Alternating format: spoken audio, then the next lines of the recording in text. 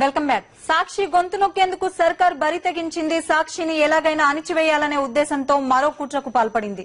సాక్షి పత్రిక, సాక్షి ఛానల్ కు ప్రకటనలు నిలిపివేస్తూ ప్రభుత్వం ఉత్తర్వులు జారీ చేసింది. గత రాత్రి ఈ ఉత్తర్వులు జారీ అయ్యాయి.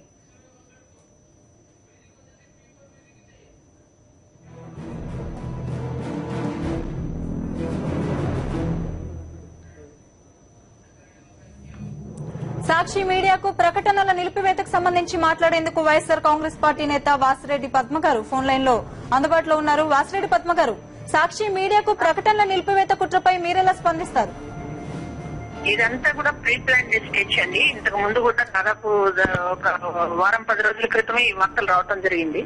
దీనికోసమే ప్రకటనలు ఆపడం కోసమే అన్నట్టుగా నిన్న సిబిఐ దీనికి సంబంధించినటువంటి బ్యాంక్ అకౌంట్స్ ఫ్రీజ్ చేస్తూ నోటీసులు ఇవ్వడం, నోటీసులు ఇచ్చినటువంటి ఒక రోజులోనే దాదాపు రాత్రికి రాత్రి జీవన్ రిలీజ్ చేయాల్సినటువంటి అవసరం ప్రభుత్వానికి ఎందుకు వచ్చింది? కోర్టులో పక్కన దానికి సంబంధించి డీఫ్రీ చేయాలని చెప్పి సిబిఐ కోర్టులో సాక్షికి సంబంధించినటువంటి సంస్థలు పిటిషన్ వేసినటువంటి నేపథ్యంలో సిబిఐకి సమన్లు ఇచ్చింది. దానిపైన రేపు విచారణ ఉంది. దాదాపు దీనికి సంబంధించినటువంటి ఒక ఆల్టర్నేటివ్ చూసేటటువంటి పరిస్థితుల్లో ఇవాళ ప్రభుత్వం కావాలని రాత్రికి రాత్రి జీవో జారీ చేసింది. కేవలం సాక్షికి సంబంధించినటువంటి ఏదైతే ఉందో ఒక కక్ష తెచ్చుకునేటటువంటి స్వభావం ఒక పక్కనేమో సిబిఐ అయితే చేయిస్తుంది కాంగ్రెస్ పార్టీ, మరో పక్కన తనకున్నటువంటి అధికారాన్ని దుర్వినియోగం చేస్తూ ఈ రోజున ఈ ప్రకటనలకు సంబంధించినటువంటి అంటే ఒక దిగ్బంధనం చేయాలి. సాక్షికి సంబంధించినటువంటిది ప్రజల దగ్గరికి వెళ్ళకూడదు. జగన్ గారికి సంబంధించినటువంటి వాయిస్ కానీ లేకపోతే ఇంకా వైఎస్ఆర్ కాంగ్రెస్ పార్టీకి ఏదైనా వెన్నుదన్నుగా ఉన్నటువంటి రాజకీయాలు ఏవి కూడా ప్రజల దగ్గరికి వెళ్ళకూడదు. ఇవాళ కాంగ్రెస్ పార్టీ, తెలుగుదేశం పార్టీ చెప్పేటటువంటి రాజకీయాలు, వాళ్ళు చెప్పేటటువంటి మాటలు, వాళ్ళు చెప్పేటటువంటి విషయాలు మాత్రమే ప్రజల దగ్గరికి వెళ్ళాలి అనేటటువంటి ఒక కుట్రపూరితమైనటువంటి ప్రయత్నం ఇది. ఎందుకంటే ఇవాళ కేసు విచారణలో ఉండగా మీరు దాన్ని ఎట్లా నిర్ధారిస్తారు? దీనికి సంబంధించినటువంటి అవినీతి సొమ్ముందనో లేకపోతే వివాదాల్లో ఉందనేటటువంటి విషయంతో మీరు ప్రకటనలు ఎట్లా ఆపేస్తారు? ఇవాళ 15 లక్షల సర్క్యులేషన్ నుండి దాదాపు 1.5 రీడర్షిప్ ఉన్నటువంటి, అదేవిధంగా 4 కోట్ల మంది చూస్తున్నటువంటి సాక్షి టీవీకి సంబంధించినటువంటిది ఇట్లా ప్రభుత్వం నిర్ణయం తీసుకోవడం అంటే ఇది చాలా అప్రజాస్వామికమైనటువంటి విషయం. కేవలం ఇది జగన్మోహన్ రెడ్డి గారిని రాజకీయంగా ఎదుర్కోలేక ఆయనకి మద్దతు ఇస్తున్నటువంటి, ఆయనకి సపోర్ట్ గా ఉన్నటువంటి మొత్తం అన్ని విషయాల మీద రాజకీయంగా ఒక ముప్పేట దాడి చేసేటటువంటి ప్రయత్నం తప్ప ఇది ఏ మాత్రం కూడా సమర్థనీయమైనటువంటి విషయం కాదు. ఇవాళ సిబిఐతో ఆడిస్తూ ఒక పక్కన సిబిఐ తోటి ఇవాళ మీడియా సంస్థల మీద ఇచ్చేస్తూ దర్యాప్తుని చాలా అవకతవకలుగా ఒకవైపున జరుపుతూ మరో పక్కన సాక్షికి సంబంధించినటువంటి వాటిని కూడా మొత్తం కూడా రోజువారీ కార్యకలాపాలను స్తంభింప చేయాలని సిబిఐతో ఒక పక్కన ప్రయత్నం చేస్తూ మరో పక్కన అధికారపూర్వకంగా ఈ రోజున ఎవరు కూడా ప్రకటనలు ఇవ్వకూడదు. ప్రకటనలు అనేటటువంటివి ఏ మీడియాకైనది ప్రాణం లాంటిది. ప్రకటనలు లేకుండా ఈ రోజున ఏ మీడియా కూడా కాలు కదపలేనటువంటి పరిస్థితి.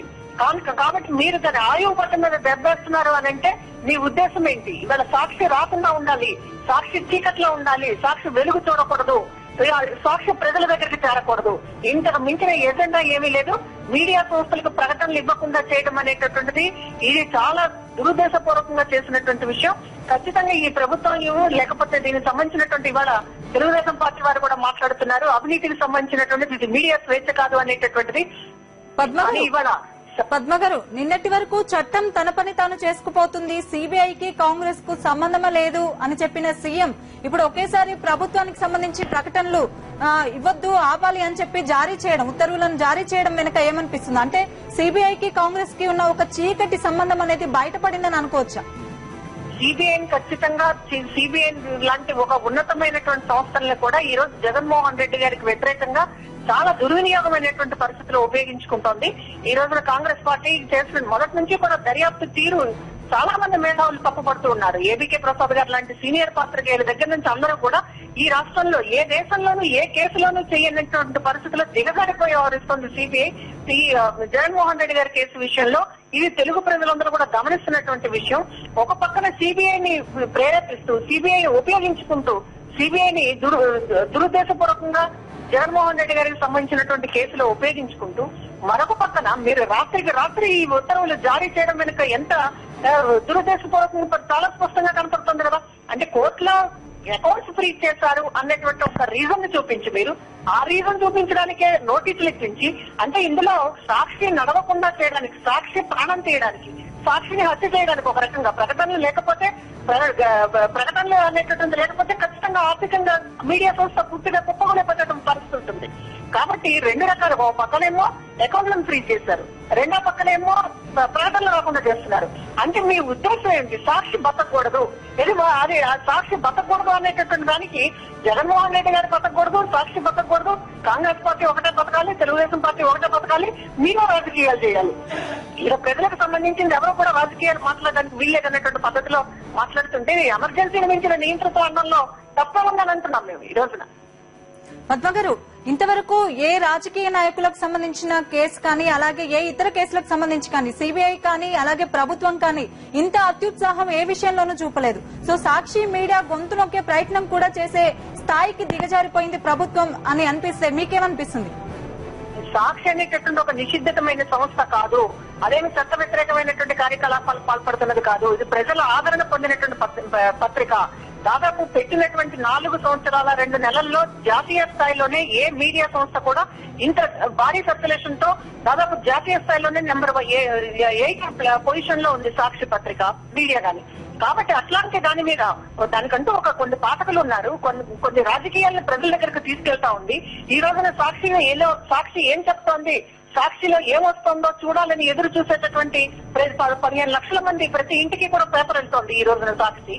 అట్లాంటి పరిస్థితుల్లో ఈ రోజున సాక్షికి సంబంధించినటువంటిది మీరు ఏదో ద్రోహపూరితమైనటువంటి ఒక నిషిద్ధమైనటువంటి సంస్థ మీద చేసేటటువంటి అన్ని చర్యల్ని ప్రయోగిస్తున్నారు ఈ రోజున. మీరు గవర్నమెంట్ యాడ్ని ఆపివేయడం కనుక ఏంటి? మీరు చెప్తున్నటువంటి కారణం ఏంటి? ఈ రోజున కేసులు ఉన్నంత మాత్రాన కేసులు పెట్టింది ఎవరు? ఇవాళ సిబిఐ కేసులు పెట్టించింది ఎవరు? సాక్షి మీద సిబిఐ కేసులు నడిపిస్తున్నది ఎవరు? మేము అడుగుతున్నది ఒకటి, ఈ రోజున జగతి కేసులో సాక్షిలో అక్రమ పెట్టుబడులు ఉన్నాయనుకుంటే ఆ అక్రమ పెట్టుబడులు ఎందుకు పెట్టారు, ప్రభుత్వం వల్ల ఎట్లా లబ్ధి పొందారు అనేటట్టుగా మీరు నిరూపించమని అడుగుతున్నాము. దాని మీద మాట్లాడటం లేదు. భూ కేటాయింపులు ఏమైనా అన్యాయంగా జరిగినటువంటి ఉంటే దానికి సంబంధించినటువంటి 26 జీవాలకు సంబంధించి దర్యాప్తు జరపమని సుప్రీంకోర్టు చెప్తే సుప్రీంకోర్టును కూడా సిబిఐ పట్టించుకోదు. ఈ కేంద్ర ప్రభుత్వం గానీ రాష్ట్ర ప్రభుత్వం గానీ కాంగ్రెస్ పార్టీకి సుప్రీంకోర్టు ఒక లెక్క కాదు.